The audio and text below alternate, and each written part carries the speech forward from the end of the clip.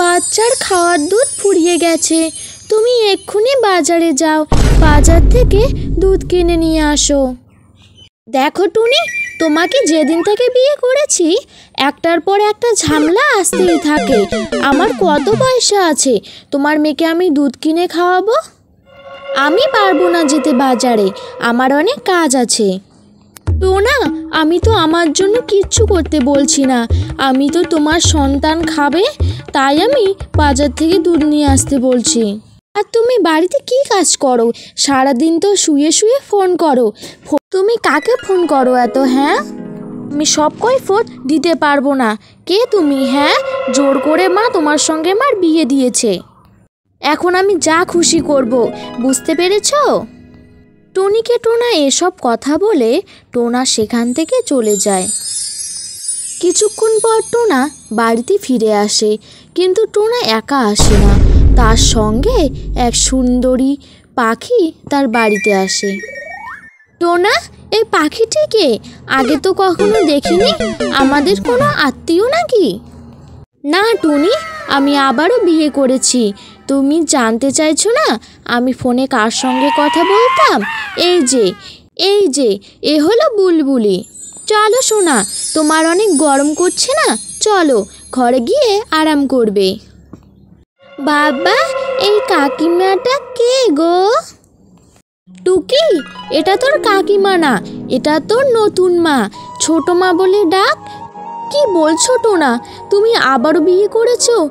তুমি আমার কথা একবার ভাবলে না? আমাদের সন্তানের কথা একবার ভাবলে না? তুমি কেমন বাবা টোনা? ছি ছি ছি, আমি সমাজে মুখ দেখাবো কি করে? দেখো টুনি, আমার বিয়ে করার ইচ্ছা হয়েছে, আমি বিয়ে করেছি। সমাজের পাখিরা কি বলবে তা নিয়ে আমি ভাবতে যাব না। টোনা, তোমার বউকে সরিয়ে দাও তো, সরিয়ে দাও, আমি ঘরে যাব, আমার অনেক ঘুম পাচ্ছে। হ্যাঁ ডার্লিং, এক্ষুনি ওকে আমি সরিয়ে দিচ্ছি। এই টুনি, সরবি না তুই? না হলে কি আমি লাঠি নিয়ে আসবো ঘর থেকে, মেরে তোর হাত পা ভেঙে দেই? হ্যাঁ হ্যাঁ, তাই দাও, তবুও আমি এখান থেকে এক পাও নড়বো না। দেখ, তুই যদি এক্ষুনি না সরিস আমি তোর বাচ্চাকে আঘাত করব, ভালোই ভালোই সরে যা। টুনি সেখান থেকে সরে যায়। টোনা তার নতুন বউকে নিয়ে ঘরে প্রবেশ করে। মা, বাবা এখন আমাদের ভালোবাসে না, তাই বাবার সঙ্গে বেশি কথা বলবি না। মা, বাবা আমাকে একদম ভালোবাসে না, কালকে আমি ঘুমিয়ে ঘুমিয়ে তোমার আর বাবার কথা সব শুনেছি। মা, আমি আর এই বাড়িতে থাকতে চাই না, চলো না দাদুর বাড়িতে চলে যাই। হ্যাঁ মা, বাবা যদি আমাদের সঙ্গে আবারও খারাপ ব্যবহার করে তাহলে আমরা দাদুর বাড়িতে চলে যাব। টুনি আর টুনির মেয়ে যখন এসব কথা বলছিল সেখানে টোনা ও বুলবুলি চলে আসে। এই যে দিদি, তোমরা কতদিন বসে বসে খাবে? রান্না বাড়াটা করো, টোনা আর আমি খাবো। হ্যাঁ বুলবুলি, যাচ্ছি। হ্যাঁ গো, আমার এই ঘরটা খুব পছন্দ হয়েছে, আমি আজ থেকে এখানে থাকবো। কেন থাকবো মানে?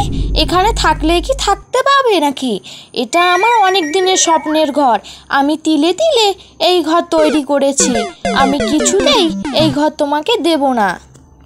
দেখছো গো, তোমার মুখের ওপরেও কিভাবে না বলছে, আমি এই ঘর ছাড়া এই বাড়িতে কিছুতেই থাকবো না। টুনি, তোমার সাহস তো কম নয়, তুমি নতুন বউর মুখের উপরে কথা বলছো? হ্যাঁ বলছি, আমার নিজের অধিকার আমি কিছুতেই ছেড়ে দেব না।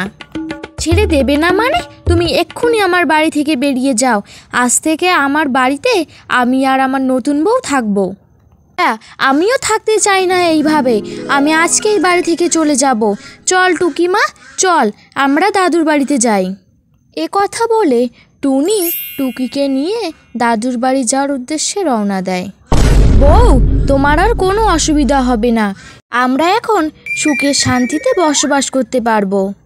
হ্যাঁ গো টোনা, তোমার মেয়ে আর বউ ছিল বলে এতদিন আমরা একসাথে হতে পারছিলাম না, ওরা এখন চলে গেছে, আমরা এখন সুখে শান্তিতে বসবাস করব। এভাবেই কয়েকদিন কেটে যায়। বউ, বউ, ওঠো, কত ঘুমাবে? এখন রান্না বান্নাটা করে ফেলো। এই দেখো, সকাল সকাল একদম চেঁচামেচি করবে না। আমার এখনো ঘুম হয়নি। যাও, আমার মাথাটা অনেক ব্যথা করছে, একটু চা করে নিয়ে আসো তো। আহা বউ, তোমার মাথা ব্যথা করছে? দাঁড়াও দাঁড়াও, আমি চা করে নিয়ে আসছি তাড়াতাড়ি। না, বুলবুলির জন্য চা করতে যায়, ওদিকে বুলবুলি আবারও শুয়ে পড়ে। বউ, চাটা খাও, চাটা খেয়ে বাড়ির কাজগুলো একটু করো।